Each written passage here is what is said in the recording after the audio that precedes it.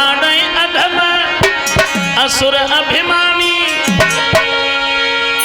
तब तब धरी प्रभु विविध शरीरा, हरे कृपा निधि से जगदीरा, हरे कृपा निधि से जगदीरा।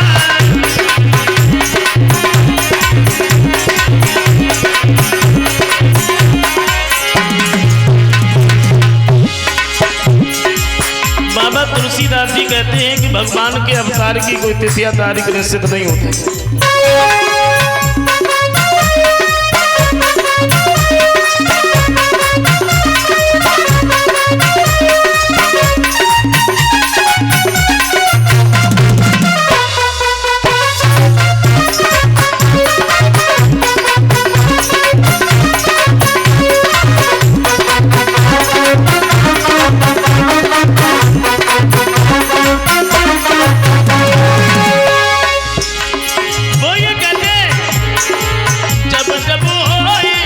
धर्म की हानि पाड़े अधम असुर अभिमानी, तब तब धरी प्रभु विविध शरीरा, हरे कृपा निधि से जगदीरा, हरे कृपा निधि से जगदीरा।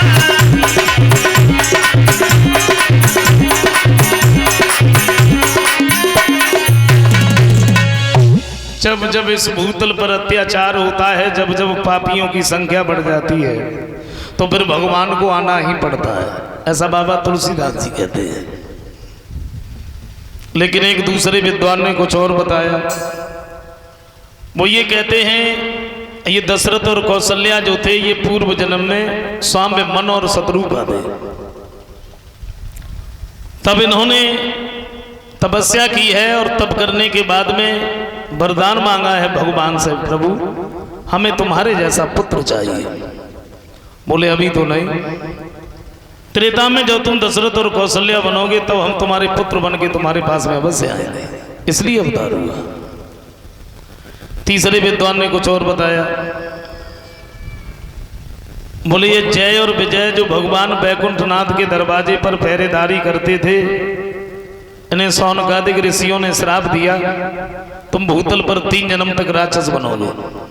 तो पहले जन्म में ये हिरण्यकश्यप बने और दूसरे जन्म में रावण और कुंभकर्ण बने। तो इनका उद्धार करने के लिए भगवान श्री राम का अवतार हुआ। चौथे विद्वान ने कुछ और बताया। वो ये कहते हैं कि जो राजा प्रताप भानु थे, इन्हें ब्राह्मणों ने श्राप दे दिया था कि तू राक्षस बनेगा, तब ये राजा प्रताप भानु रावण बना था, इसलिए अवतार हुआ। 5वें विद्वान ने कुछ और बताया। वो ये कहते हैं कि ऋषि नारद ने नारायण भगवान को श्राप दिया। अब नारद ने नारायण भगवान को श्राप काहे को दे दिया?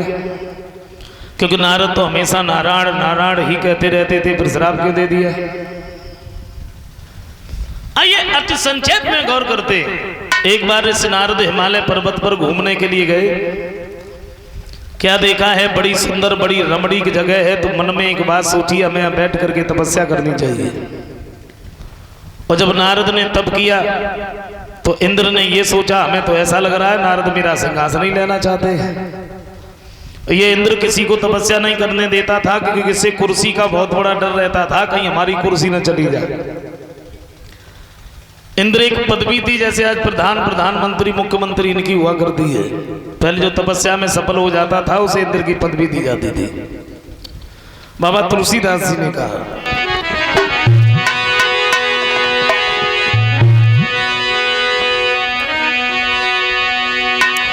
कि सुना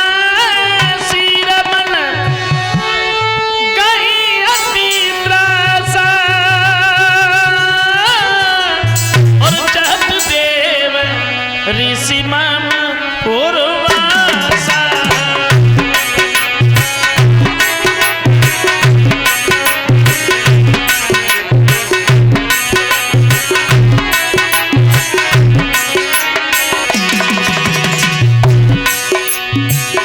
एक बात सोची, शायद नारद मेरा सिंहासन लेना चाहते हैं। तो बाबा तुलसीदास जी कहते हैं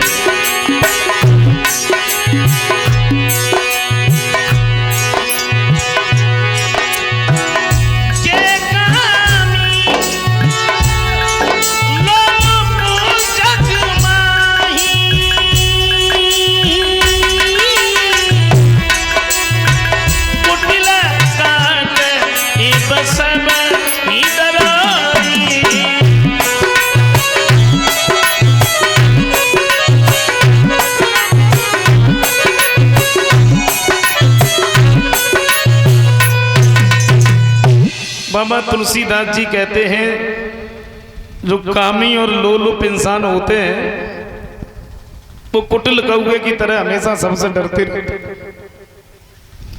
सूकहाड़ ले भाग सठ स्वान निरख मृगराज चीन ले जन जान जड़ त्यों सुर पतय न लाज। यानी सूखी हड्डी को जब कुत्ता चबाता है और जगह पर शेर आ जाए तो वो कुत्ता उस शेर को देख करके अपनी सूखी हड्डी लेके इस तरीके से भागता है कहीं शेर हमारी सूखी हड्डी छीन न ले।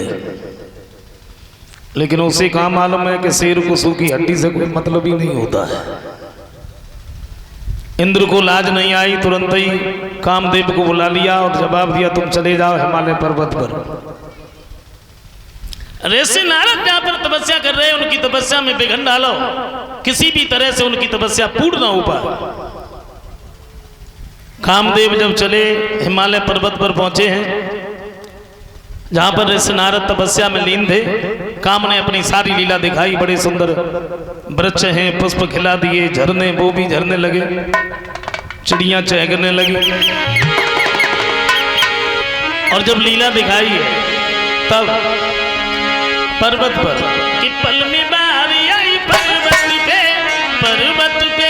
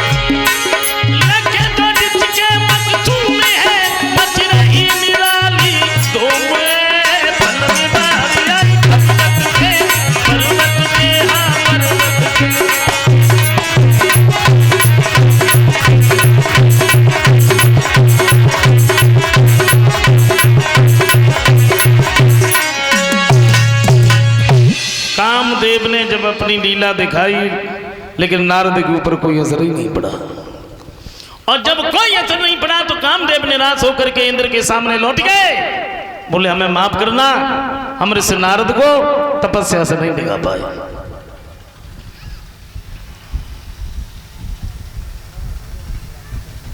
और इधर नारद की जब आंख खुली तो बड़ा अभिमान हो गया।